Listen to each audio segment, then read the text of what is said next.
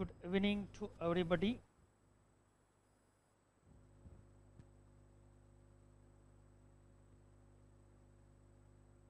In the last lecture, we started the different types of skill of library professional. What kind of the skill we should acquire for doing the job in the field of library and library information science.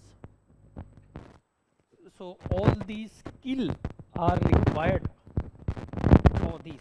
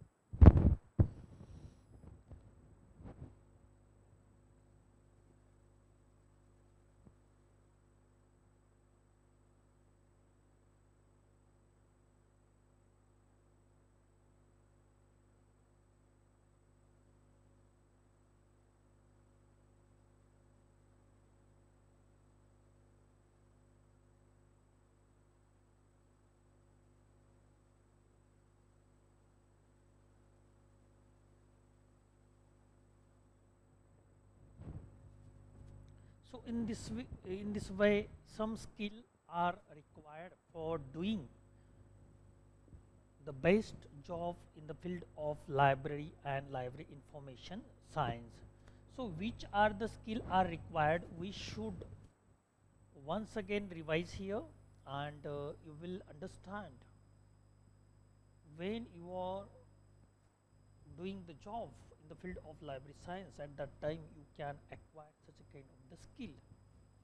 First one is technical skill, means you should have a technical knowledge in the field of library information science, and you have literate in the technical literacy. Okay, so it means whatever things you are doing in the library, whatever functions you are going to do in the library, at that time you should carry on technically all the things.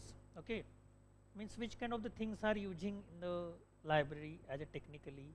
Computer is there, internet is there, database is there, ebooks are there. Okay, different types of software there, library management softwares are there, database management software are there. Means you should expert in all these softwares. Okay, so without any hesitation, without any problem, you can handle all kinds of the technology you can handle with easily. Okay, and then human resources. So technology part and human staff are totally different from to each others. While we are working with technology system, technology equipment, we will understand one thing is there is no emotion to technology system. Okay, and when we behave with technology any kinds of way, so it does not give any kinds of response. Any kinds of response means like a human being. Okay, we can take example here. If we will treat wrong way to human being, then he will immediately give the response, negative or positive. But if we are wrong behave with technology, it does not give any kinds of positive or negative response. it will make the mistake, but it does not give any kinds of positive or negative response. Okay, so this is the big difference between the technology parts, technology equipment, and human resources. So at that time when we work with the human beings, human resources, at that time we should take care of the emotions of human being. Otherwise what will happen, problem will become there, system will be collapsed there. Okay, there are so many things which are related to the human being, and those who are handle skill of human resources, then he can carry on the functions of library best way. Okay, जो library में अलग अलग प्रकार के skill होते हैं, जिसमें technology skill में एक्सपर्ट होते हैं, उसे हैंडल करने आने चाहिए. Okay,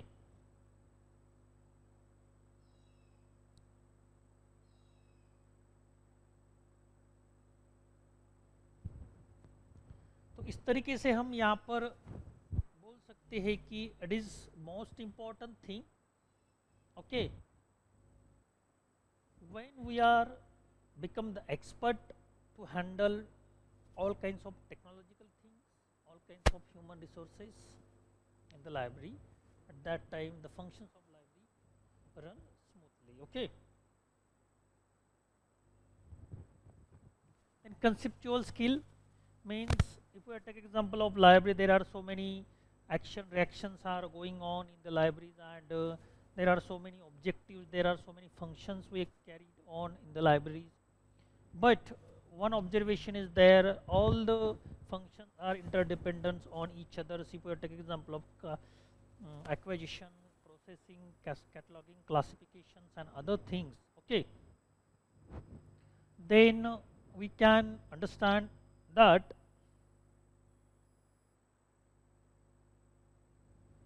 they are interdependent.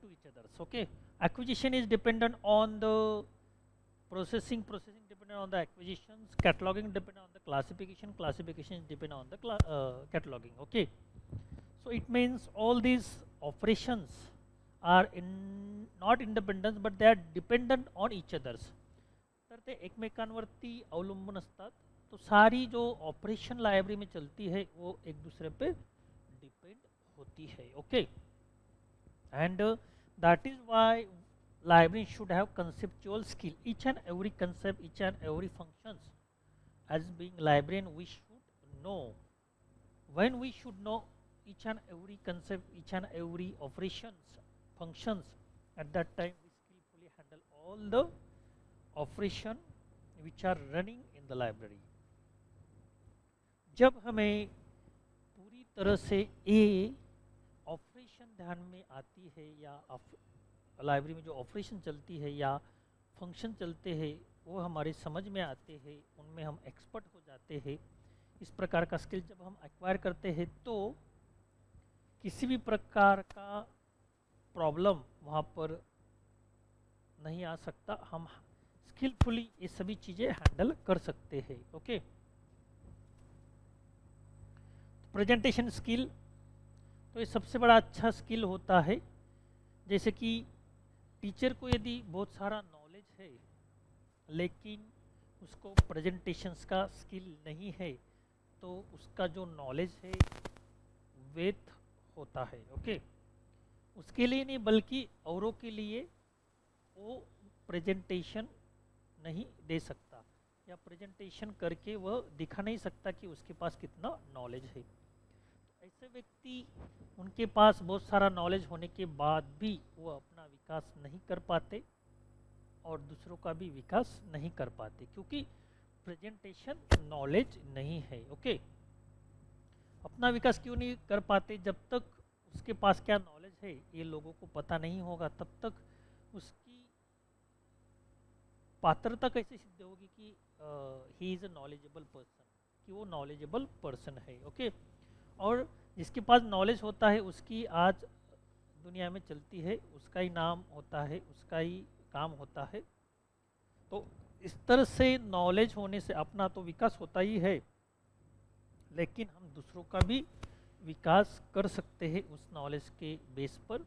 लेकिन उसका प्रेजेंटेशन हमें आना चाहिए। तो प्रेजेंटेशन कितना इम्पोर्टेंट है, जो चीज़ हमारे पास होने के बावजूद भी हम उसका लाभ नहीं उठा सकते क्योंकि आपके पास प्रेजेंटेशन स्किल नहीं है। और यदि आपके पास बहुत कम नॉलेज है लेकिन प्रेजेंटेशन स्किल अच्छा है और जितना नॉलेज है वह आप अच्छी तरह से प्रेजेंट करते हो लोगों के पास, तो लोग आपसे प्रभावित होते हैं, आपकी तरफ वे एज लीडर करके देखते हैं, एज टीचर करके देखते हैं, एज प्रोफेशनल करके देखते हैं।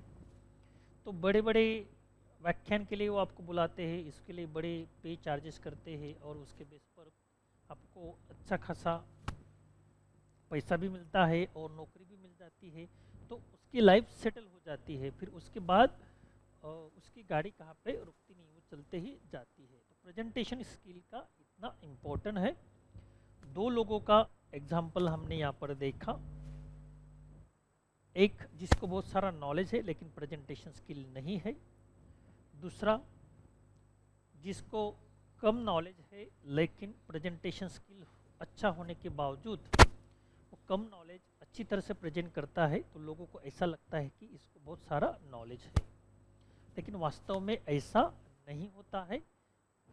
नॉलेज पहले वाले को ज़्यादा है लेकिन प्रेजेंटेशन स्किल न होने के बाद उसका जो मार्केटिंग होता है वो नहीं होता, जैसा मार्केटिंग होना चाहिए वैसा नहीं होता है। तो इस तरह से आपके पास अच्छी चीज़ें है लेकिन जब तक आप उसका प्रेजेंटेशन नहीं करते तब तक लोगों को ये पता नहीं होता है। तो presentation skill is most important in the modern age, in the age of knowledge. Management is the art of getting things done and a presentation is a fast and potentially effective method of getting things and done through the other people। तो management का मतलब क्या होता है उसकी definition यहाँ पर दी गई है।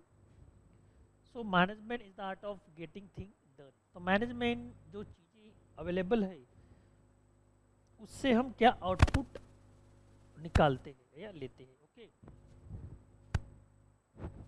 presentation is a fast potentially effective methods of getting things done through others people's। presentation are used as formal methods for bringing people together to plan, monitor and reviews its progress। okay, तो इस तरह से presentation देकर हम bringing people together बहुत सारे लोगों को एक कर सकते हैं, उसका प्लान कर सकते हो, मॉनिटर रिव्यूज कर सकते हैं प्रोग्रेस का, कितनी प्रोग्रेस हुई, कैसे हुई। तो प्रेजेंटेशन प्रोजेक्ट का भी होता है, प्रेजेंटेशन अपने स्किल का भी होता है, प्रेजेंटेशन अपने नॉलेज का भी होता है। तो हर तरह का प्रेजेंटेशन हो सकता है। ओके, आप किस चीज़ पर काम कर रहे हो, किस थिंग्स को लेकर काम कर रहे हो, उस पर ये निर्भर होता है। यदि आप टीचर हो तो आप जो लेसन पढ़ाते हैं उसका प्रेजेंटेशन अच्छा होना चाहिए, और उसके अलावा आपके पास जो नॉलेज है सब्जेक्ट का उसका भी प्रेजेंटेशन अच्छा होना चाहिए। तो ये अपने नॉलेज का प्रेजेंटेशन होता है। जो वक्ता है जब वो भाषण करता है तो उसका भाषण ये अभ्यासपूर्ण होना चाहिए, तो लोगों को लगना चाहिए कि सामने वाले ने बहुत सारा स्टडी किया है, सामने वाले का बहुत सारा स्टडी है। ओके, स्टडी पे बोलता है ऐसा लोगों ने कहना चाहिए। ओके, नहीं तो भाषण देने का मतलब शब्द घुमा फिरा कर बढ़ा चढ़ा कर बोलना ऐसा नहीं होता है, उसमें अपना स्टडी रिफ्लेक्ट होना चाहिए और जो शब्द फेक है वो भी अच्छी होनी चाहिए। Okay,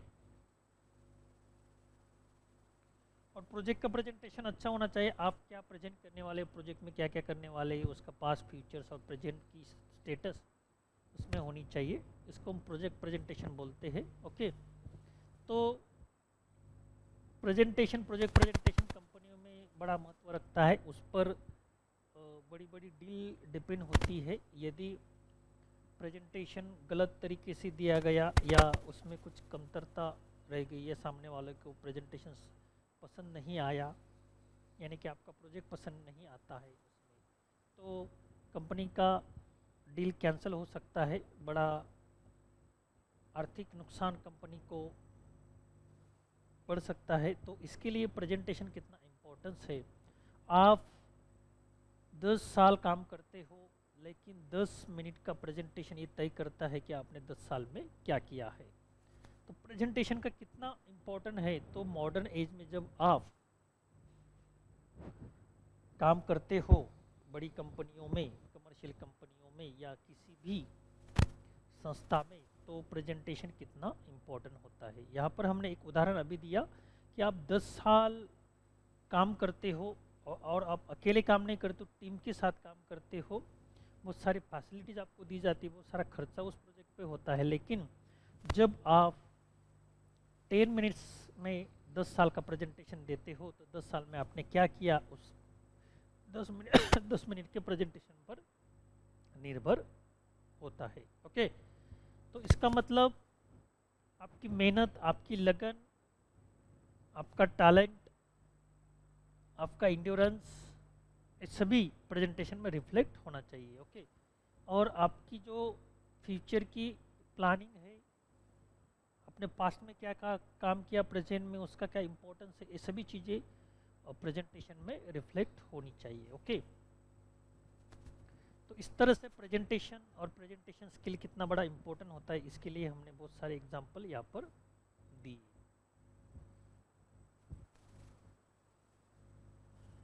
first, it put your on display, you start needs and see evidence of deceive planning and leadership so that they are confident in your position as their manager. Okay,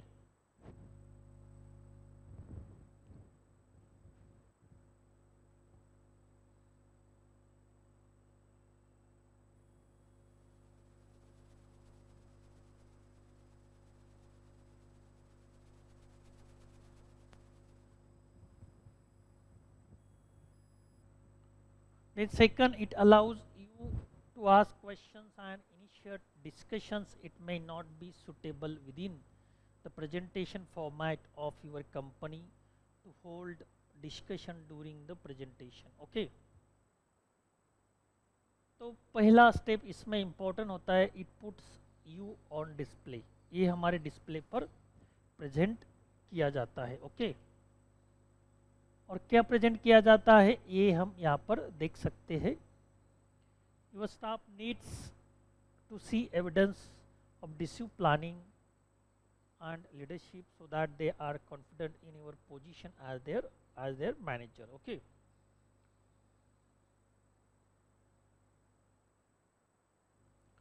जब आप presentation देते हो as manager करके, तो सारा presentation आपका सामने वाले को दिखाई देता है ऑन स्क्रीन। तो कैसा होना चाहिए, आप जो जो चीज़ बताने वाले हैं एज मैनेजर करके, एज लीडर करके, वे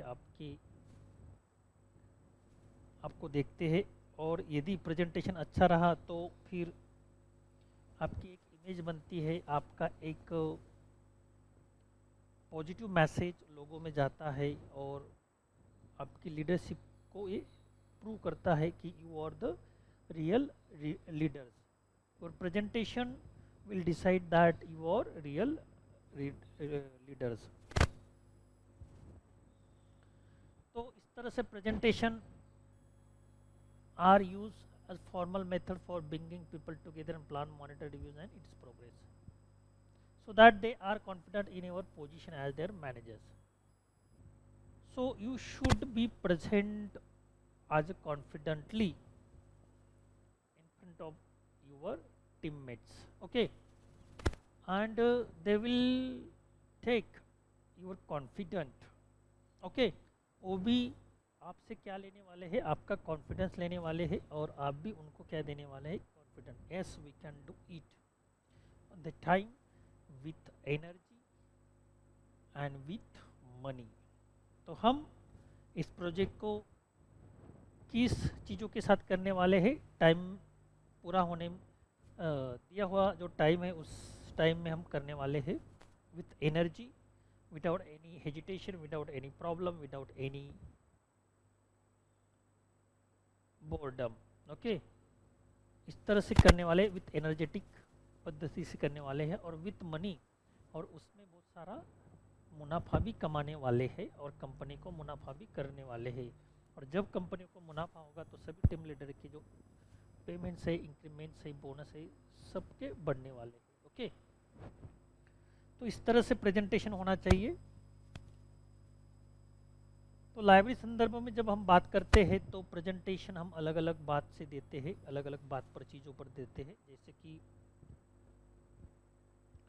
नैक की तैयारी जब हम करते हैं एज अ लाइब्रेरियन हमारे कॉलेज में, तो वहाँ पर एक प्रेजेंटेशन देना होता है, ओवरऑल एक प्रेजेंटेशन होता है और क्राइटेरिया वाइज भी एक प्रेजेंटेशन होता है। ओके, तो फोर्थ क्राइटेरिया जनरली स्पेसिफिकली उसमें लाइब्रेरी का टॉपिक होने की वजह से बहुत सारे कॉलेज में ये फोर्थ क्राइटेरिया जो है वो लाइब्रेरियन को दिया जाता है। और लाइब्रेरियन को अच्छी तरह से पता होता है कि उसमें इंफ्रास्ट्रक्चर होता है कॉलेज का, लाइब्रेरी होता है और आईटी पार्ट भी होता है और फिजिकल पार्ट उसमें थोड़ा आता है। 4 पार्ट्स उसमें दिए गए हैं। तो लाइब्रेरी या फिजिकल डायरेक्टर को दोनों में से एक को ये दिया जाता है और किसी को भी ये दिया गया, लेकिन लाइब्रेरी की जो तैयारी होती है वो हमें ही करनी होती है। तो इसमें हमें अपने क्राइटेरिया का प्रेजेंटेशन करना होता है। तो प्रेजेंटेशन कैसा होना चाहिए? तो जैसे नैक को बहुत सारी चीज़ें लगती है, ये फैसिलिटी है, वो फैसिलिटी, वो देखते हैं और डिमांड करते हैं और हम टैब में वो भरते हैं। लेकिन बहुत सारे कॉलेज के पास सभी फैसिलिटीज़ होती है, ऐसा नहीं। लेकिन कमतरता होने के बावजूद भी हमें अपना प्रेजेंटेशन इस तरह से देना चाहिए ताकि जो नैक मेंबर्स है, नैक कमेटी मेंबर्स है, वो भी खुश हो जाए। और ऐसा प्रेजेंटेशन होना चाहिए जो हमारे वीक पॉइंट है उस पर उन्होंने ध्यान न देते हुए जो हमारे प्लस पॉइंट है उस पर वे कैसे ध्यान दे सकते हैं, इसका प्रयास हमें करना चाहिए ताकि हमारी कमजोरी उनको न दिखाई दे। और दिखाई दी तो क्या हो सकता है, मार्क्स कम हो सकते हैं और हमारा ग्रेड भी कम आ सकता है, उसका परिणाम ओवरऑल ग्रेड पर हो सकता है। ओके, तो जब हम प्रेजेंटेशन देते हैं तो we don't pay attention on our ignorance weak points, but we should pay attention on our strong point. हमारे अंदर हमारे पास स्ट्रॉन्ग पॉइंट क्या है उसके ऊपर हमें ध्यान देना चाहिए, जरूरी है। Okay,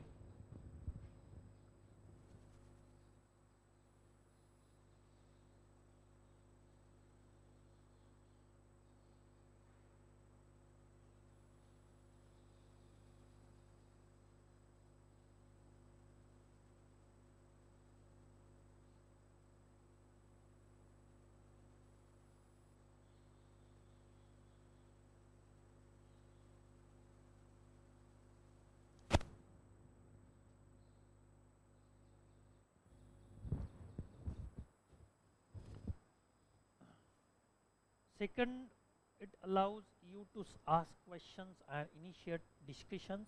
It may not be suitable within the presentation formats of your company to hold discussions during the presentation. Okay, तो इस तरह से यहाँ पर जो बातें बताई है, it allows you to ask the questions to initiate discussion. Okay, it allows you ask questions. आपको questions पूछने को कहना चाहिए टीम मेंबर को ताकि आपका प्रेजेंटेशन कंप्लीट हो सके, पूरा हो सके। It allows you to ask questions and initiate discussion. It may not be suitable within the presentation formats of your company to hold and discussion during the presentation. Finally, presentation can be fun. They are your chance to speak your mind and you start your stuff and to tell the people what the word is really like. Okay, तो आपका जो presentation है वह effectively होना चाहिए, उसमें कोई problem या दिक्कत नहीं होनी चाहिए। ओके, तो इस तरीके से हम यहाँ पर देख सकते हैं कि प्रेजेंटेशन कितना इम्पोर्टेंस है, उसकी कितनी स्टेज होती है, ये भी हमें यहाँ पर ध्यान देना चाहिए। स्टेज बाय स्टेज ये यहाँ पर बताया है। और उसके आगे सबसे बड़ा जो स्किल है वो कम्युनिकेशन स्किल है।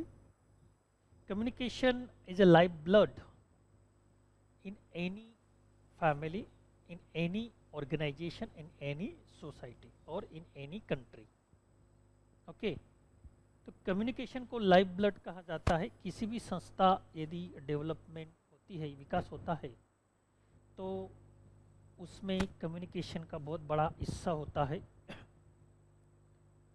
और किसी भी फैमिली में यदि संवाद होता है या वाद होता है, उसमें भी कम्युनिकेशन का बड़ा हिस्सा होता है। ओके, हमारी फैमिली में या संस्था में, राज्य में, देश में संवाद हो या वाद एक कम्युनिकेशन पर निर्भर होता है। ओके, यदि हमारा कम्युनिकेशन सही है और सकारात्मक है, तो किसी भी फैमिली में, किसी भी संस्था में, किसी भी राज्य में, किसी भी देश में वाद होने के बजाय संवाद होता है। और कम्युनिकेशन सही नहीं है, नकारात्मक है, तो फिर वहाँ संवाद होने की बजाय वाद निर्माण हो सकते हैं। ओके, वाद यानी कि कन्फ्लिक्ट क्रिएट हो सकते हैं। ओके, तो इस तरीके से कम्युनिकेशन का बड़ा इम्पोर्टेंट होता है। और हम कम्युनिकेशन किस तरह से करते हैं, इस पर भी हमारा कैरेक्टर डिपेंड करता है, कैरेक्टर डेवलपमेंट होता है। ओके, यदि हम हमेशा ही नकारात्मक बोलते रहे तो लोग हमारे प्रति एक अलग पॉइंट ऑफ व्यू से देखने लगते हैं। He is the negative person. Okay, तो सामने वाला नेगेटिव पर्सन है, इसलिए नेगेटिव ही बोलता है। और हम यदि सकारात्मक बोलते हैं तो सामने वाला कहते हैं he is a positive person, I speak positively always. Okay, लेकिन पॉजिटिव और नेगेटिव के पार भी एक स्टेट होता है जो फैक्ट रिलेटेड होता है, ट्रूथ रिलेटेड होता है, जो सत्य पर आधारित होता है। हमारी प्रतिमा पॉजिटिव या नेगेटिव होने के बजाय हम फैक्ट रिलेटेड कैसे बोलते हैं या ट्रूथ डिपेंडेंट कैसे होते हैं या बोलते हैं, ये बड़ा महत्व रखता है। ओके, तो इसका एक उदाहरण देकर हम यहाँ पर इस बात को समझ सकते हैं। आपका फ्रेंड है, आप उसके प्रति नेगेटिव बोलोगे तो वो खुश नहीं होता, वो नाराज़ हो जाता है। और उसके प्रति पॉजिटिव बोलते हो तो खुश हो जाता है।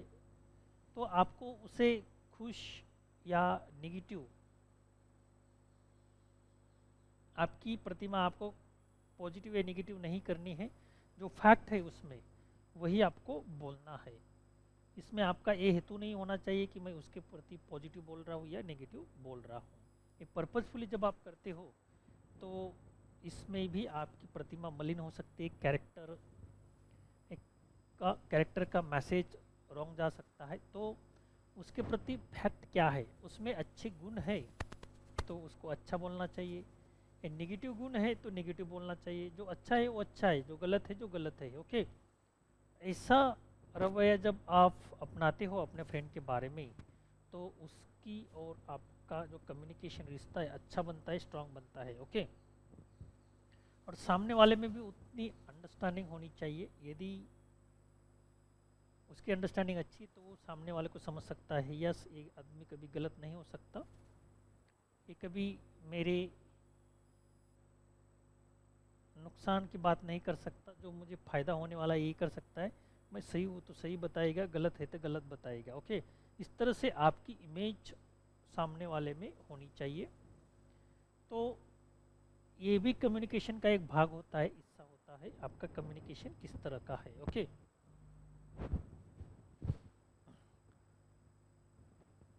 और communication only to make the good language, use the good language, use the positive language. This is not communication. Okay, it it is important your behavior also regarding this that. Okay, what you speak you should behave like that. Okay, अब जैसा बोलते हो वैसा करो, बोलावे तसे चालावे त्याची वंदावी पावले, ऐसा कहा जाता है. आपका कम्युनिकेशन और स्ट्रॉन्ग कब होता है, आप जैसा बोलते हो वैसा करते हो और वैसा करते हो वो वही बोलते हो. ओके, वो सारे लोग बोलते कुछ है करते कुछ है, तो उसमें क्या होता है फिर एक बार तो आपके ऊपर भरोसा रखेंगे लेकिन दूसरी बार नहीं रखेंगे क्योंकि उनका आपके प्रति गलत मैसेज हो जाता है. Okay,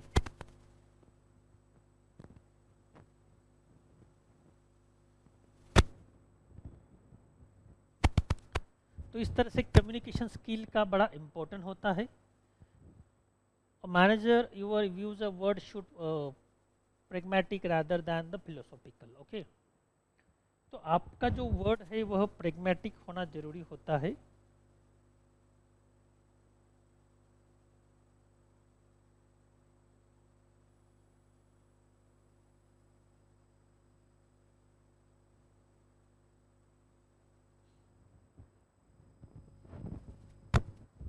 So you should decide on the purpose of the conversations and plan for achieving it. There is no alternative to this. Some people are proficient at thinking on their feet, but this is generally because they already have clear understanding of the context and their own goal. Okay.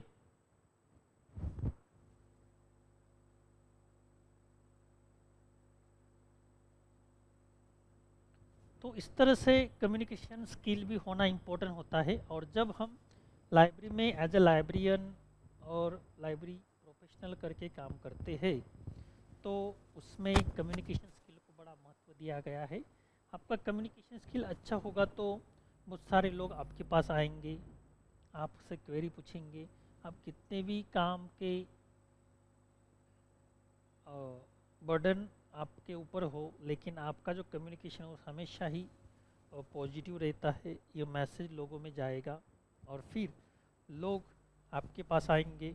अब जब public sector में काम करते हो यानी public organisation में काम करते हो जहाँ पर लोगों का ज़्यादा आना जाना होता है तो वहाँ पर एक बात आप हमेशा याद रखना, अपने सर पे हमेशा बर्फ रखना, अपने जीवा पर हमेशा शक्कर रखना और कम्युनिकेशन पॉजिटिव रखना. ये तीन बातें आप हमेशा याद रखना.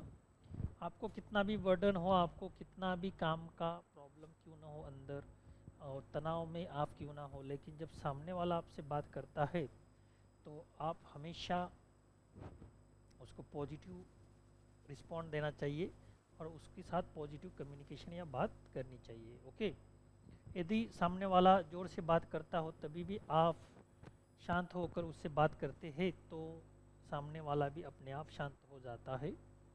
ये आपकी कम्युनिकेशन पर डिपेंड होता है. और उसने यदि बड़ा चढ़ाकर बात की और आप भी उससे ज़्यादा बड़ा चढ़ाकर बात करते तो फिर वहाँ पर एक मिसकम्युनिकेशन हो जाता है और मिसअंडरस्टैंडिंग हो जाती है और फिर बखेड़ा प्रॉब्लम खड़ा हो जाता है. ओके,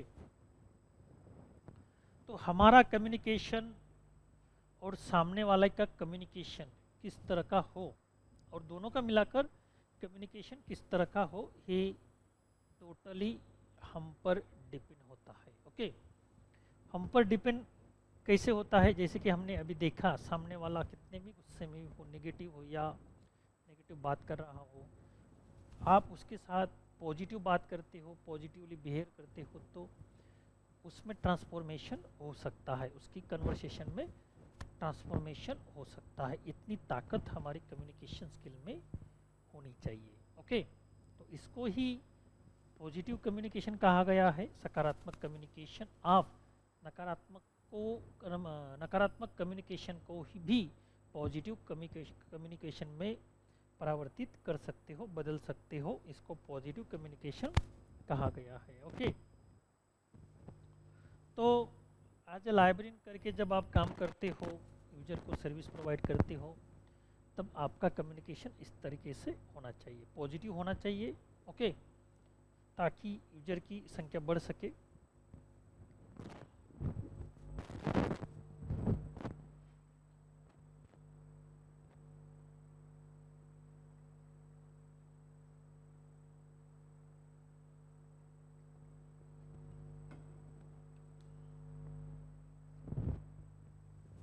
आपको यहाँ पर एक उदाहरण और हम दे सकते हैं। दो शॉप्स है, एक शॉप का ओनर है, वो अच्छी तरह से बात करता है, उसका कम्युनिकेशन अच्छा है लोगों के साथ, कस्टमर के साथ, वो कभी बढ़ा चढ़ा कर अच्छा बुरा किसी को नहीं कहता, हर एक को स्माइल देकर रिस्पॉन्ड देता है। और दूसरा जो है वो बड़ा चढ़ा कर बोलता है, अच्छा बुरा कह देता है, ओके, और हमेशा गुस्से में रहता है। तो हम किस शॉप कीपर के पास यानी किस शॉप में जाना पसंद करते हैं या करेंगे? तो जो पॉजिटिव बोलता है, जिसका कम्युनिकेशन पॉजिटिव है, जो हमेशा हंसकर बोलता है, उसके पास या उसके शॉप पर हम वस्तुएं लेने को जाएंगे, ओके। तो ये फर्क हम देखते हैं और ये अनुभव भी करते हैं सोसाइटी में जब हम रहते हैं। तो यही सेम अनुभव लाइब्रेरी में भी आ सकता है और लोग लेते हैं। तो हमारा कम्युनिकेशन हमेशा पॉजिटिव होना चाहिए। There is no alternative to this. Some people are proficient at thinking on their feet, but this is generally because they already have clear understanding of the context and their own goals, okay। तो हर एक profession को, because profession is individual related, कोई भी profession हो या डॉक्टरशिप हो, लॉयरशिप हो, teachership हो या लाइब्रेरियनशिप हो, ये जो प्रोफेशन होता है ये इंडिविजुअल लेवल पे होता है, इंडिविजुअल लेवल से रिलेटेड होता है। यानी कि हम एज प्रोफेशनल जब काम करते हैं तो एज इंडिविजुअल करके करते हैं, और लेकिन हमारा जो रिलेशन आता है वह पब्लिक से आता है, सोसाइटी से आता है, पीपल से आता है। तो हर एक का कम्युनिकेशन अलग होता है सोसाइटी में, और हर प्रकार के लोग, हर प्रकार के कम्युनिकेशन करने वाले लोग आपके पास आ सकते हैं अपनी क्वेरी लेके, अपनी समस्या लेकर, अपनी डिमांड लेकर।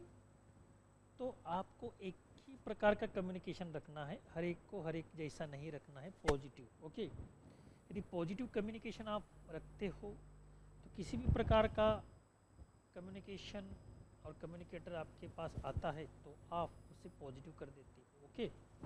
क्योंकि positive communication is the soul of nature. तो नेचर को जब आप देखते हो तो उसका जो सोल है वो पॉजिटिव है, वो हमेशा पॉजिटिव नेस हमें नेचर में दिखाई देता है।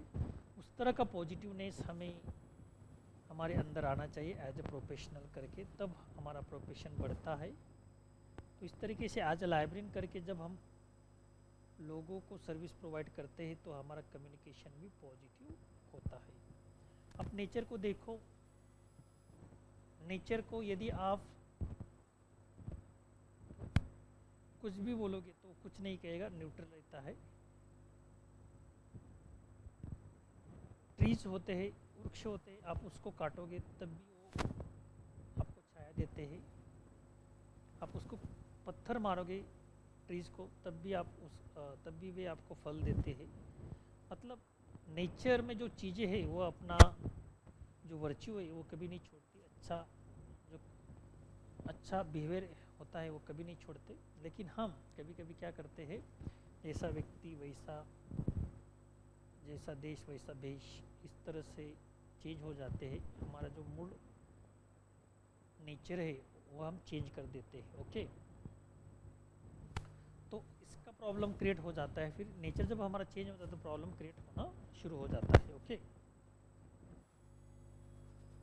कम्युनिकेशन का इम्पोर्टेंस बड़ा होता है और यह हमारे प्रोफेशन को लाइव रखने के लिए मदद करता है, बढ़ाने के लिए मदद करता है, ओके। सो जो लॉयर अच्छे होते हैं, पॉजिटिव होते हैं, उनके पास ज़्यादा लोग आते हैं। जो डॉक्टर अच्छे होते हैं उनके पास ज़्यादा लोग आते हैं, वो ज़्यादा कम्युनिकेशन करते हैं, बोलते हैं। ओके, तो कभी कभार ऐसा होता है कि कम्युनिकेशन के साथ ही पेशेंट का आधा आजार अच्छा हो जाता है। ओके, बोलने से कुछ डॉक्टर में इतना स्किल होता है, बोलने से ही वे लोगों का स्किल, लोगों की जो बीमारी है वो अच्छी कर देते हैं। क्योंकि 90% जो बीमारी होती है व्यक्ति की, हर एक व्यक्ति की या पेशेंट की, वह साइकोलॉजी से रिलेटेड होती है। और फिर साइकोलॉजिकल ट्रीटमेंट यदि उसे दी जाए कम्युनिकेशन के थ्रू, तो उसकी बीमारी अच्छी हो जाती है। कभी कभार ऐसा होता है कि कुछ लोग डॉक्टर के पास न जाकर अलग अलग चीज़ों का प्रयोग करके अपनी बीमारी ठीक करने का प्रयास करते हैं। साइंटिफिक एज में तो बिना डॉक्टर कोई भी बीमारी ठीक नहीं होती, लेकिन जो बीमारी हमारे साइकोलॉजी से रिलेटेड होती है, मानसिक स्वास्थ्य के साथ रिलेटेड होती है, ऐसी बीमारी जब हम किसी वैद्य के पास जाते हैं, बुआबाजी के पास जाते हैं या कुछ चीज़ करके वह ठीक करने का प्रयास करते हैं, तो वो हो जाती है।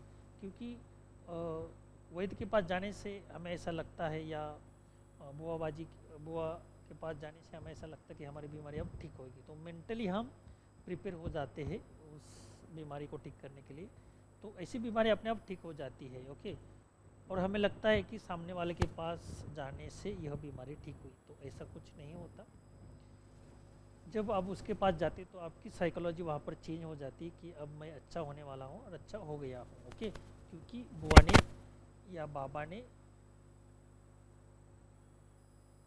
मुझे कुछ मंत्र दिया है, मुझे कुछ दक्षिणा दी या जल दिया है या दवाई दी है, उसके जरिए मैं अभी ठीक हो गया हूँ। इस तरह से इंटरनल जो साइकोलॉजी है आपकी चेंज हो जाती है, और उसकी वजह से आपकी बीमारी ठीक होने लगती है और ठीक भी हो जाती है। ओके, और आप बोलते हैं फिर कि बुआ या बाबा के पास जाने से मेरी बीमारी ठीक हो गई, तो मुझे डॉक्टर के पास जाने की ज़रूरत नहीं होती, तो ऐसा नहीं है। तो बुआ और बाबा क्या करते हैं, उनका कम्युनिकेशन थोड़ा पॉजिटिव होता है, आप अच्छे हो जाओगे, अच्छा कर सकते हो, अच्छा बोल सकते हो, तो ऐसा वो कम्युनिकेशन कर देते हैं, तो उसका परिणाम सीधा आपके ऊपर हो जाता है। लेकिन उनको उस बीमारी के बारे में कुछ पता नहीं होता, साइंटिफिक उसका इलाज कैसे करना ये भी पता नहीं होता, लेकिन उसके बावजूद भी आप ठीक हो जाते हो। इसका रीज़न जो है साइकोलॉजिकल चेंज। ओके, और यदि डॉक्टर अच्छा है, उसका कम्युनिकेशन पावर है, वो कम्युनिकेशन अच्छी तरह से करता है, तो फिर क्या होता है,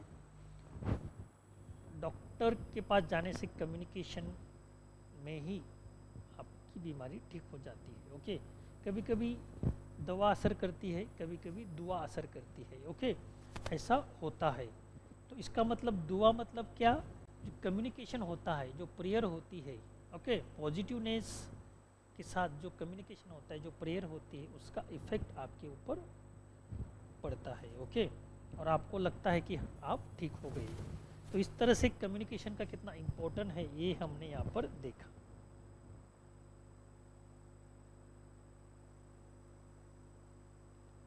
तो इसका और एक उदाहरण हम यहाँ पर देख सकते हैं। कम्युनिकेशन और कम्युनिकेशन में जो वर्ड हम यूज करते हैं उसका असर सामने वाले पर कैसे होता है। ओके, एक व्यक्ति है, वह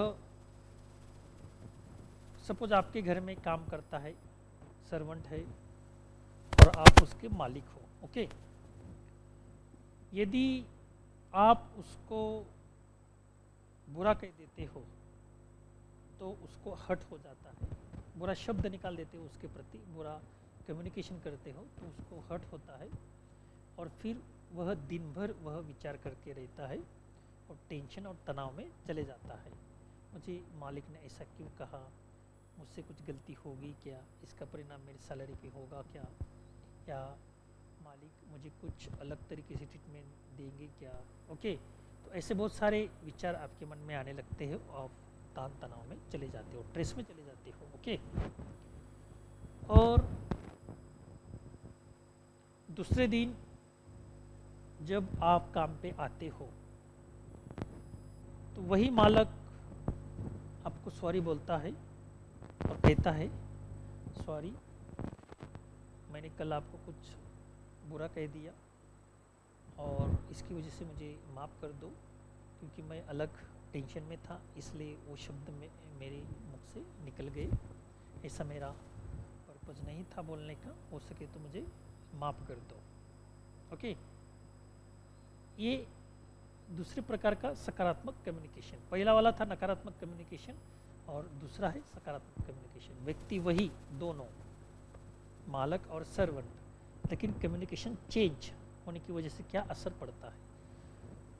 तो नौकर जब इस प्रकार की बातें मालिक से सुनता है तो उसकी आंख में पानी आ जाता है और उसका जो हृदय है वो गदगदित हो जाता है। अरे, इतने बड़े मालिक होने के बाद भी उन्होंने मुझसे सॉरी कहा, और हम उनको समझ लेते हैं और समझकर माफ़ भी कर देते हैं। ओके, और जो नकारात्मक भावना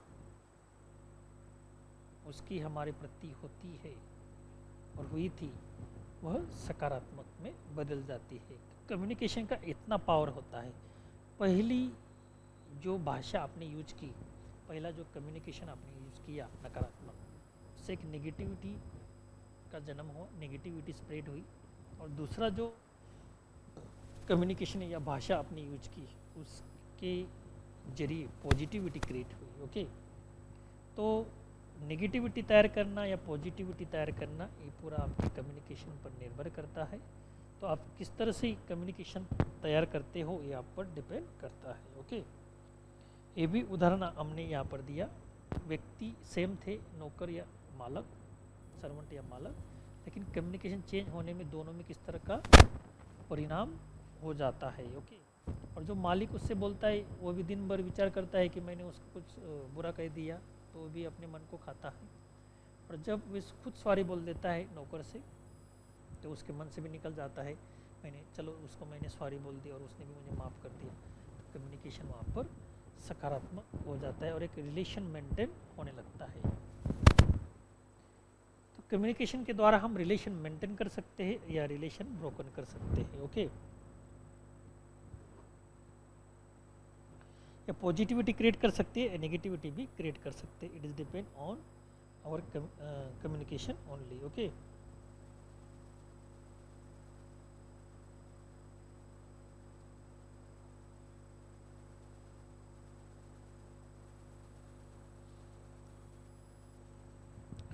यदि हमारा कम्युनिकेशन अच्छा हो, अच्छी तरह से हो, तो लोग हमसे जुड़ने लगते हैं। ओके, और एक हमारा ग्रुप तैयार होता है।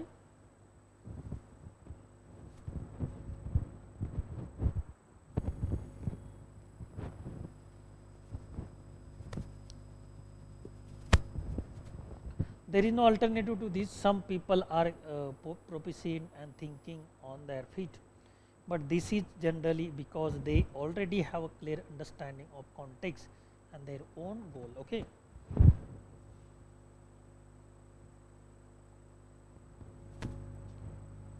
The next one, time management skill.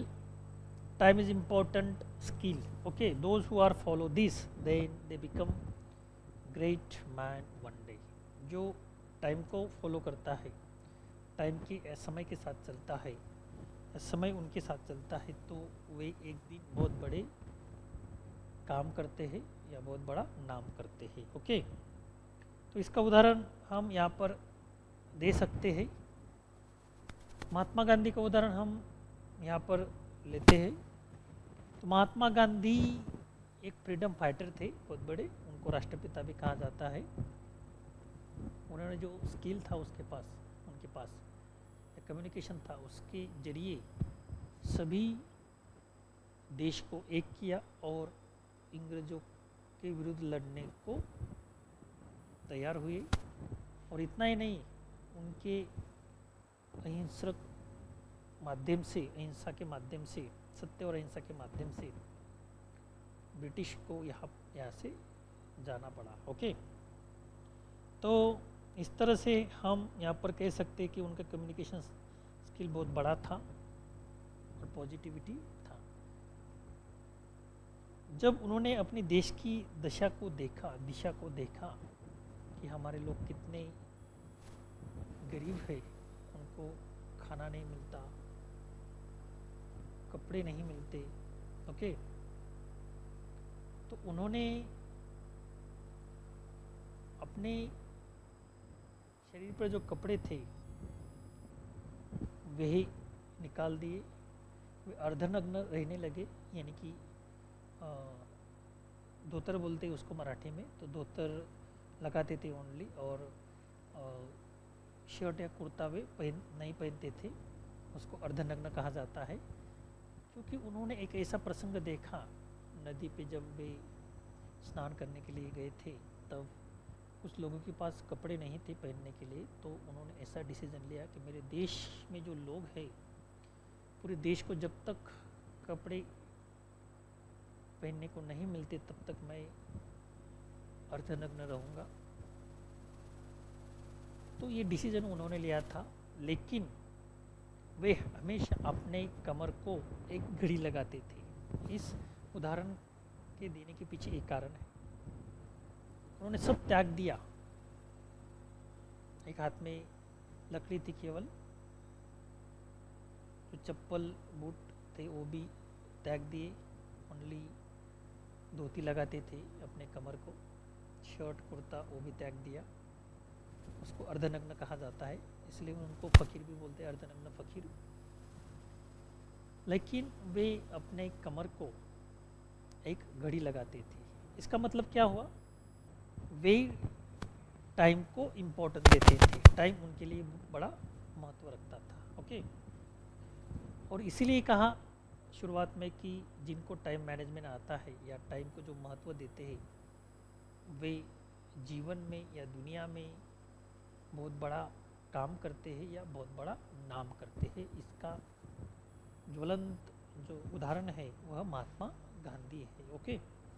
और उन्होंने क्या क्या किया अपने देश के लिए, ये आपको ज़्यादा बताने की आवश्यकता नहीं है। तो इसीलिए टाइम मैनेजमेंट स्किल बड़ा इम्पोर्टेंट होता है।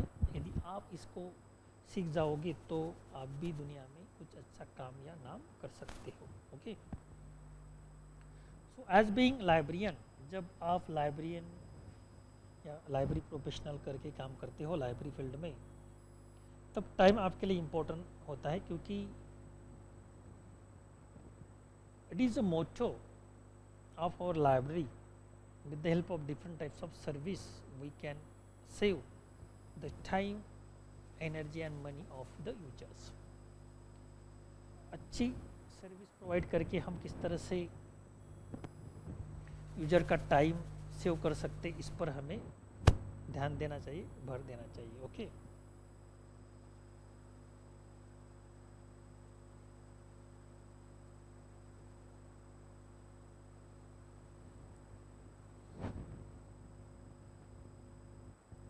तो इस तरीके से हम यहाँ पर देख सकते हैं कि टाइम का इम्पोर्टेंस कितना होता है। और रंगनाथन के द्वारा जो 5 लॉज बताए गए, जो हमने पिछले लेक्चर में उस पर चर्चा की, तो उसमें जो 4th लॉ है, save the time of readers, okay, और यूजर्स। हमें यूजर का टाइम सेव करना चाहिए। यहाँ पर टाइम ही नहीं बल्कि उसकी एनर्जी, एफर्ट्स और मनी ये हम कैसे सेव कर सकते हैं, इस पर हमें भर देना चाहिए, ओके। तो लाइब्रेरी का ये मोटो ही है, ये गोल ही है कि हम ज़्यादा से ज़्यादा सुविधा प्रोवाइड करके या सुविधाएं देकर यूजर का टाइम, मनी, एनर्जी किस तरह से सेव कर सकते हैं, इस पर हमें भर देना चाहिए। और फिर इसके लिए लाइब्रेरियन को या लाइब्रेरी प्रोफेशनल को टाइम मैनेजमेंट स्किल एक्वायर करना जरूरी होता है। यदि लाइब्रेरियन ही या लाइब्रेरी प्रोफेशनल ही टाइम को इम्पोर्टेंट नहीं देता, तो फिर वह दूसरे की टाइम का वैल्यू क्या समझ सकता है। जैसे कि टाइम पर ना आना, टाइम पर ना जाना, कभी भी कोई भी काम टाइम पर नहीं करना, ये जो है ये डिसिप्लिन के अगेंस्ट है, टाइम डिसिप्लिन के अगेंस्ट है। इसमें समय शिस्त जो है, डिसिप्लिन जो है वो आप फॉलो नहीं कर रहे हैं। कुछ लोग ऐसे होते हैं, किसी भी संस्था में काम करने वाले, अपने काम को जो इम्पोर्टेंट नहीं देते, वो हमेशा बाहर फिरते हैं, नाश्ता चाय पानी को जाते हैं। खाना खाने की या लंच ब्रेक अर्धदासों का होगा तो 1 घंटा 2 घंटे लगा देते हैं, काम पे आते ही नहीं। प्राइवेट में थोड़ा कम होता है, लेकिन ये सरकारी संस्थान में और सरकारी ऑफिसों में ज़्यादा होता है, क्योंकि उनको पूछने वाला कोई नहीं होता। और ऐसा उन्होंने किया तब भी उन पर कोई कार्रवाई नहीं होती है। तो इस तरह से ऐसे लोग मनमानी करने लगते, टाइम को वैल्यू नहीं देते हैं। और जो अपने टाइम को वैल्यू नहीं देते, खुद वैल्यू नहीं देते टाइम को, वो दूसरों के टाइम को वैल्यू नहीं देते। तो पहले तो हमें हमारे खुद के टाइम को वैल्यू देना चाहिए। हमारा टाइम हमारे लिए कितना इम्पोर्टेंट है, क्योंकि टाइम ऐसा एक चीज़ है, ऐसा एक घटक है जो एक बार चला गया तो फिर कभी नहीं आता। दुनिया में सभी चीज़ें बार बार आती है, लेकिन टाइम कभी नहीं आता। आप कितनी भी कोशिश कर लो, लेकिन टाइम एक बार गया हाथ से तो उस टाइम को हम कभी नहीं ला सकते। ओके, तो इतना टाइम इम्पोर्टेंट होता है, इसलिए उसको हमें ज़्यादा महत्व देना चाहिए। और जब हम महत्व देते हैं खुद के टाइम को, तो दूसरे के टाइम को भी हम महत्व देने लगते हैं। Time management one of the skill no one teach you in school, but you have to learn through the experience. तो टाइम इम्पोर्टेंट है, किसी स्कूल कॉलेज में नहीं पढ़ाया जाता, डे टू डे लाइफ में ही हम सीखते हैं और उसका एक्सपीरियंस लेते हैं, उसमें से हमें समझ में आता है। 1 मिनट का वैल्यू आप मुझसे पूछो, जो उसकी ट्रेन मिस हो गई। 1 सेकंड का वैल्यू उनको पूछो जो जागतिक कंपटीशन में वो मिस हो गया। ओके, तो इस तरह से वैल्यू कितना इम्पोर्टेंट होता है, तो ये आप यहाँ पर देख सकते हो। So here we will take short break, and after that we will start again. Thank you. So we are looking time management skill is most important here, because if we don't give the time, if we give don't the important to the time, then time also don't give the important. जब हम समय को ही समय के साथ importance नहीं देते, तो समय भी समय पर हमें इम्पोर्टेंट नहीं देता। ये फॉर्मूला आप ध्यान में रखो। तो इसीलिए समय को समय के साथ महत्व दो, ताकि समय समय पर हमें महत्व दे सके। ओके, तो ये फॉर्मूला आप यूज करो, इससे आपको समय का महत्व, टाइम का महत्व समझ में आएगा। और जब आप समय को इम्पोर्टेंट देने लगते हैं, तो सभी चीज़ें समय पर करते हैं। और समय पर जो चीज़ें नहीं होती, उसका क्या परिणाम हो सकता है, इसका यदि आपको अनुभव आता है काम करते समय, तो आप समय का महत्व समझ सकते हैं। और फिर टाइम मैनेजमेंट स्किल जो होता है, हर चीज़ समय के साथ करने के लिए आप प्रवृत्त हो जाते हो, आप सीख जाते हो। तो इस तरह से आप टाइम मैनेजमेंट जो स्किल है वह एक्वायर कर लेते हो। और जब आप ये स्किल एक्वायर करते हो, तो औरों को भी ऐसा करने के लिए प्रवृत्त करते हो। ओके, तो इसलिए टाइम मैनेजमेंट स्किल का इम्पोर्टेंट बड़ा होता है। नेक्स्ट स्किल है 7th, leading skill. Okay, leading people require that the leader must understand the value, personality, perceptions and attitude of the people. तो लीडिंग पीपल जो होते हैं उनमें लीडिंग स्किल होता है, जो लीडर होते हैं उनमें लीडिंग स्किल होता है। नहीं तो बहुत सारे लोग और सभी लोग लीडर होते, ऐसा नहीं है। हम लोकशाही में देखते हैं, डेमोक्रेसी में देखते हैं, या हुकुमशाही में देखते हैं, डिक्टेटरशिप में, या सोशलिज्म में देखते हैं, कैपिटलिज्म में देखते हैं, हर जगह पे लीडर होते हैं। लीडर सोसाइटी में हो सकते हैं, संस्था में हो सकते हैं, राज्य में या देश में हो सकते हैं, या दुनिया में हो सकते हैं। लेकिन उसके साथ आप में लीडिंग स्किल होना जरूरी होता है। फ्रंट, आगे जाकर बात करना, आगे जाना हर हर चीज़ में, ओके, या हर बात में जब हम आगे जाकर खिलते खुलते या फूलते हैं तो हमें लीडिंग स्किल आता है, ओके। तो इसका हम उदाहरण देकर यहाँ पर समझ सकते हैं। लीडिंग स्किल हर एक की बात नहीं होती। एक बंदा है, एक लड़का है जो स्कूल में 100% लाता है, सभी सब्जेक्ट में वो स्ट्रॉन्ग है, लेकिन उसमें लीडिंग स्किल होगा ही, ऐसे नहीं होता, ओके। दूसरा बच्चा है, वो हर सब्जेक्ट में कम मार्क्स है, उसे अच्छा खासा उसमें कॉन्फिडेंस नहीं है, लेकिन लीडिंग स्किल उसमें है। और लोगों को इकट्ठा करना, लोगों के साथ काम करना, लोगों को पहचानना, लोगों को इमोशन को महत्व देना, उनका एक रिश्ता बनाना, ये सब बातें उसको जमती है। तो फिर जब वो बड़े होकर क्या बनते हैं, तो बड़े होकर ये लीडर बन जाता है, राजनेता बन जाता है, और राजनेता बनकर बहुत सारी पैसा कमा लेता है, और पार्टी के टिकट पर लड़कर वो चुन के भी आता है, एमएलए बन जाता है, खासदार बन जाता है, एमपी बन जाता है, और कभी कभी मंत्री भी बन जाता है, ओके। ऐसे उदाहरण हमारे भारत में बहुत सारे हैं। जो पॉलिटिशियन है वो ज़्यादा पढ़े लिखे नहीं होते, लेकिन उनमें लीडिंग स्किल होने के कारण वो अच्छे या बड़े नेता बन जाते हैं। लेकिन वो बहुत सा 100% लाने वाला, बहुत काम करता है, मेहनत करता है, पढ़ाई करता है लगन के साथ, और उसमें लीडिंग स्किल ना होने के कारण अपने आप में वह हमेशा लगा रहता है, किसी को टाइम नहीं देता, किसी के साथ बोलने के लिए उसके पास टाइम नहीं होता।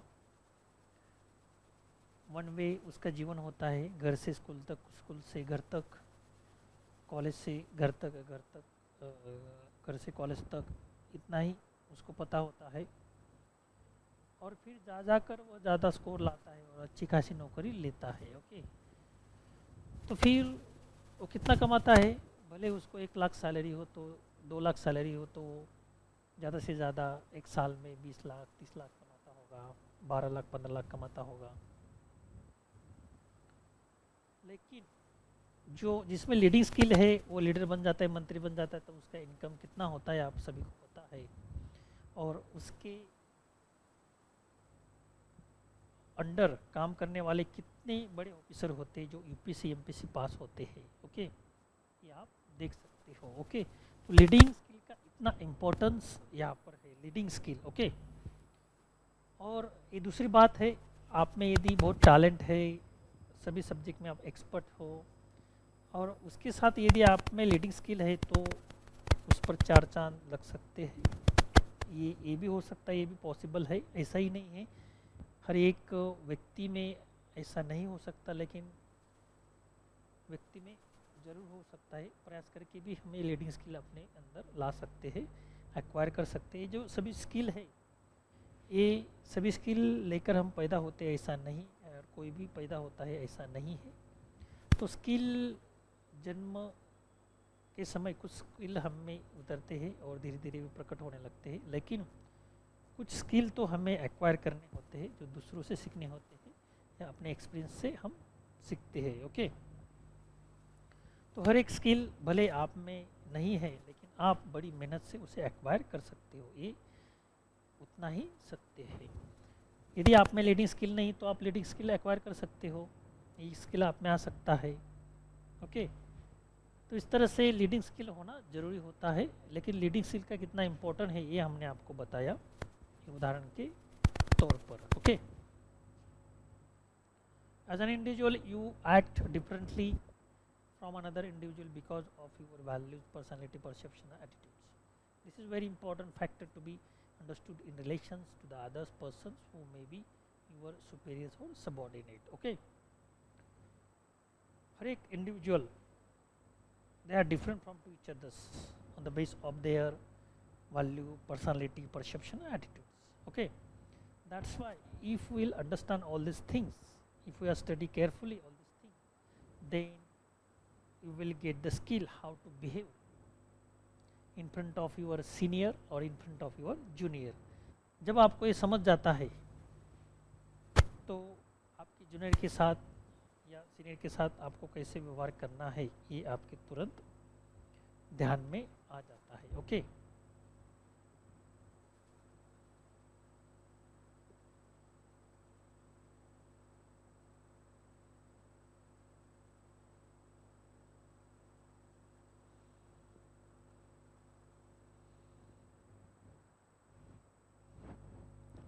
तो इस तरह से लीडिंग स्किल का इम्पोर्टेंट है. This is very important factor to be understood in relation to others person who may be your superiors, your subordinate. Let's carry out the following activities in order to understand each these factors. Then value is a conviction that person hold about our specific mode of conduct and importance of the conviction to the person. For example, given below certain work value, it may like rank the 3 importance value you would like to pursue at work. The ranking should be done in order to importance you are attach them. Okay, तो value इस skill को हम अलग अलग तरीके से अलग अलग चीज़ों को जोड़ सकते हैं.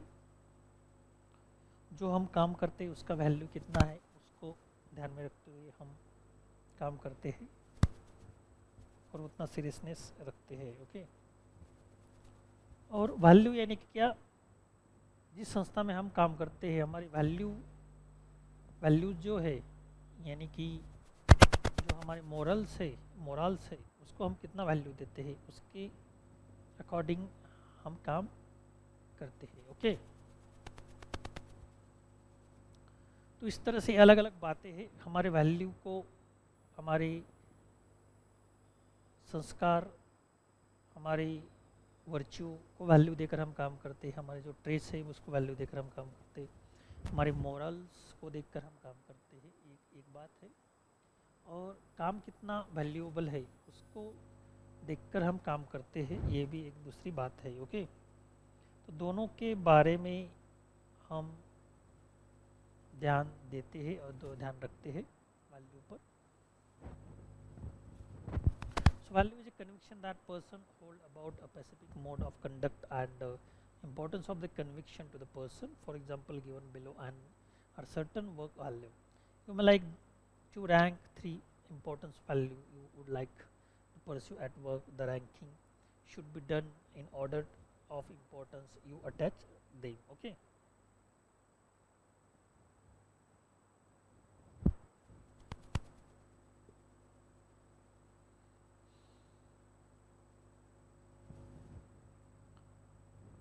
Personality, it is depend on your personality also. हमारा व्यक्तिमत्व कैसा है. Personality it is not in the sense how you are looking but how you are total personality. Okay, total personality in the sense your behavior is count there, your response is count there, your communication is count there, your talent is count there, your all virtue, physical perspective, your mental perspective, your intellectual perspective, your spiritual perspective, your morality perspective, all the perspective count there. सभी प्रकार के जो perspective होते हैं वो count होते हैं और सब कुल मिलाकर आपकी पर्सनैलिटी तैयार होती है. So personality is not how you are looking, हम कैसे दिखाई देते हैं इसको पर्सनैलिटी नहीं कहते. तो ऐसा कहा जाता है कि मराठीमध्ये अशी म्हण आहे, कसं दिसण्यापेक्षा कसं असणं हे खूप महत्त्वाचं असतं. म्हणजे कैसे दिखने से कैसे होना, कैसे दिखना ये जरूरी नहीं होता, कैसे होना ये जरूरी होता है. और ये इसका इम्पैक्ट हमारी सब बातों पर पड़ता है। ओके, तो आपका व्यक्तिमत्व अच्छा हो तो आपके जो शब्द होते हैं उनको भी पावर आती है, आपका कम्युनिकेशन को भी पावर आता है। आप जो शब्द बोल देते हो वो अंतिम होता है और वैसे ही होता है। जब आप टीम के साथ काम करते हो तो आपने बोल दिया कि ऐसा होना चाहिए तो वैसा ही होता है, क्योंकि वे सब लोग आपका रिस्पेक्ट करते हैं, आपकी वैल्यू करते हैं और आपकी पर्सनालिटी को वे नमन करते हैं और आपकी पर्सनालिटी को रिस्पेक्ट करते हैं। तो जैसा आप बोलते हो वैसे ही वे करते हैं। और जब लीडर ही अच्छा हो तो टीम भी अच्छी होती है और जैसा लीडर बोलती है वैसी टीम करती है। तो इसके लिए लीडर की पर्सनालिटी अच्छी होनी चाहिए। ओके, तो उसमें सभी प्रकार के गुण होने चाहिए, तब टीम जाकर उसका अनुसरण करती है और वैसा बनने का प्रयास करती है। और जो जो लीडर कहता है वो टीम करती है। तो एज ए लाइब्रेरियन करके जब हमारी पर्सनालिटी अच्छी हो, हमारा परसेप्शन जब अच्छा होता है लोगों में, तो लोग भी हमारा रिस्पेक्ट करते हैं और हमारी जो बातें हैं वो सुनते हैं और वे करते हैं। ओके, तो इस तरह से आप भले ही काम पे ना हो लेकिन आपने एक प्रभाव छोड़ा होता है, आपकी एक पर्सनालिटी और इमेज वहाँ पर तैयार होती है लाइब्रेरी में। हमें क्या चाहिए और कैसे क्या नहीं चाहिए ये लोगों की समझ में आता है और लीडर को क्या पसंद और क्या पसंद नहीं है अच्छी तरह से टीम को समझ में आता है। और यदि आप 2-4 दिन बाहर भी गए या छुट्टी पे गए तो अपने आप काम होता है, इतना इम्पैक्ट आपका होना चाहिए। तो इसमें आपकी पर्सनालिटी काम करती है। आपकी पर्सनालिटी किस तरह की है, आपने किस तरह की छवि लोगों में छोड़ी है या किस तरह की छवि लोगों में तैयार हुई है आपके प्रति, ये इम्पोर्टेंट होता है। ओके, तो इसको ही पर्सनालिटी कहा जाता है। कभी कभार ऐसा होता है कि 2 लीडर एक स्टेज पे होते हैं और एक लीडर जब बात करता है, भाषण करता है तो बहुत सारे लोग चिल्लाते हैं, बोलते रहते हैं, मस्ती दंगा करते रहते हैं, उसका भाषण अच्छी तरह से नहीं सुनते हैं। और वो बहुत बार भी कहता है आप शांत रहो, शांत बैठो, मेरी बात सुनो, लेकिन वे अच्छी तरह से नहीं सुनते हैं।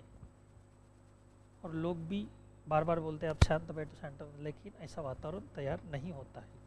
लेकिन जब उसका भाषण खत्म होने के बाद जब दूसरा नेता भाषण देने के लिए उठता है, तब वो खड़े होते ही स्टेज पर भाषण देने के लिए जब वो शुरुआत करता है तो पिन ऑफ साइलेंस लोगों में हो जाता है। लोगों को यह बताना नहीं पड़ता है कि आप शांत बैठो, चुप रहो, और उसको भी कहना नहीं पड़ता कि आप शांत बैठो, चुप रहो। तो उसको इमेज बोलते हैं, उसको छवि बोलते हैं, उसको पर्सनालिटी बोलते हैं। ये पर्सनालिटी होती है। ओके, तो इस तरह से हमारी पर्सनालिटी हमें तैयार करनी है ताकि टीम हमें अच्छी तरह से सुन सके, अच्छी तरह से फॉलो कर सके। Okay, so as a librarian करके आपको ये काम करना है। So our personality is determined by your physical constitution, believes and value, cultures and situation which are unique influences.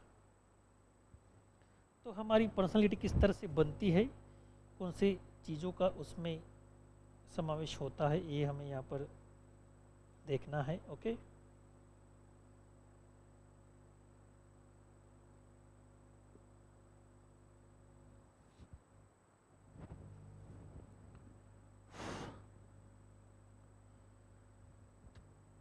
आगे के perception is the process by which individual organise and interpret their impressions, the environment around them.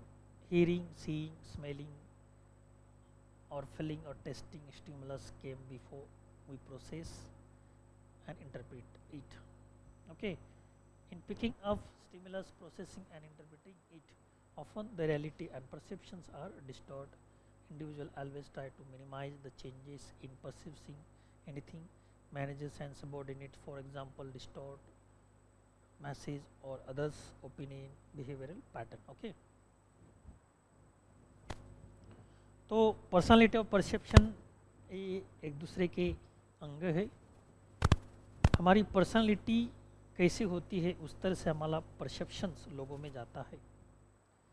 हमारी personality अच्छी है तो perception लोग अच्छा लेते करते हैं, और हमारी पर्सनालिटी बुरी है यानी कि नेगेटिव है तो नेगेटिव परसेप्शन लोगों में जाता है।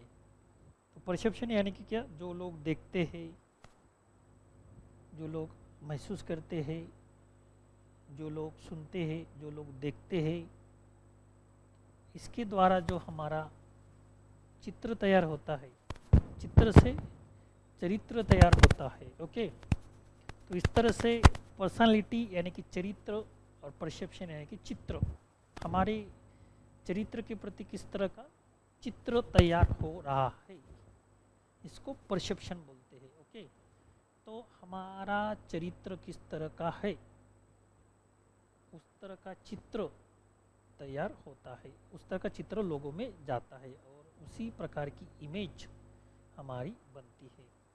तो चरित्र से चित्र का निर्माण होता है, और चित्र किस तरह का है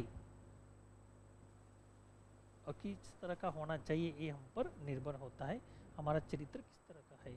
और चरित्र कैसे बनता है, उसमें बहुत सारी चीज़ें आती है। चरित्र तब बनता है character, character is not made by single thing. एक चीज़ से चरित्र नहीं बनता, उसमें आपके संस्कार क्या है, आपके विचार कैसे है, आपका व्यक्तिमत्व कैसा है। ओके, आप किस तरह से व्यक्ति हो, आपका व्यक्तिमत्व कैसे है, आपके व्यक्ति विचार कैसे है, ये सभी चीज़ उसमें आती है। Okay,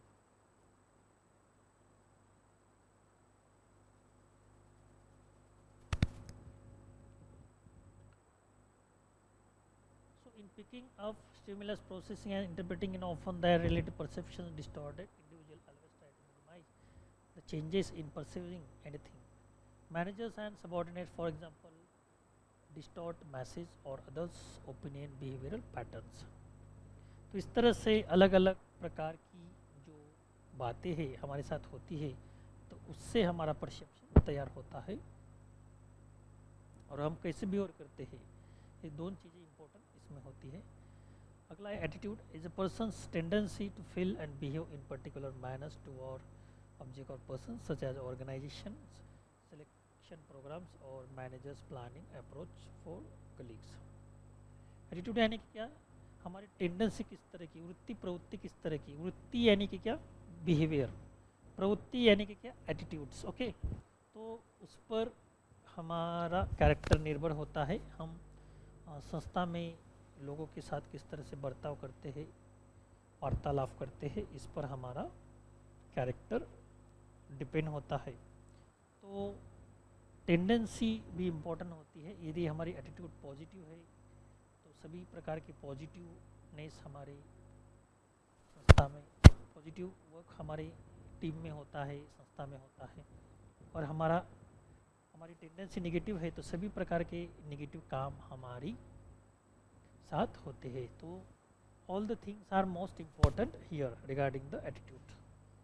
So here we will take short break. After that, short break means we will complete the lecture here. We will take tomorrow next part. Thank you.